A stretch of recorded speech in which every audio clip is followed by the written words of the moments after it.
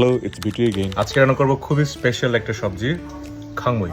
আজকে আমি খাংমুয়ের দুটো রেসিপি শেয়ার করব। হ্যালো, আজকে রান্না করবো খুবই স্পেশাল একটা সবজি, খাংমুই। গরমকালের কড়া রোদ ও প্রখর দাবদাহের মাঝেও বিকেলের ঝিরঝিরে বাতাস কিংবা হঠাৎ আসা কালবৈশাখীর ঝড়ো হাওয়া জনজীবনে যেমন স্বস্তি নিয়ে আসে, তেমনি এই সময় আমের মুকুল থেকে শুরু করে এই খাংমুয়ের অদ্ভুত মিষ্টি সুবাস আপনার মনকে ভালো করতে সক্ষম। এই শাকটাকে বিভিন্ন কমিউনিটি বিভিন্ন নামে ডাকে। আমাদের বোম ভাষায় বলা হয় খাংমুই, আর মারমা ভাষায় লহ। প্রথমে একটু ঝোল দিয়ে রান্না করব। গরম গরম ঝোল চুরুট চুরুট করে স্যুপের মতো খেতে কি যে মজা লাগে।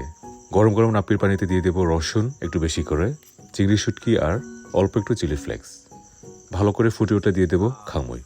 এই খামুই শাকের কিন্তু নিজস্ব একটা গন্ধ আছে। যারা পছন্দ করেন তারা কিন্তু দায় হাঁটবেন এই শাকের। আমিও এই দলেই আছি। সে আর সেকেন্ড রেসিপি ডিমের সাথে ফ্রাই করব, কোনো পেঁয়াজ ছাড়া, শুধুমাত্র রসুন ইউজ করে, অল্প একটু লবণ আর খামুই পাতা।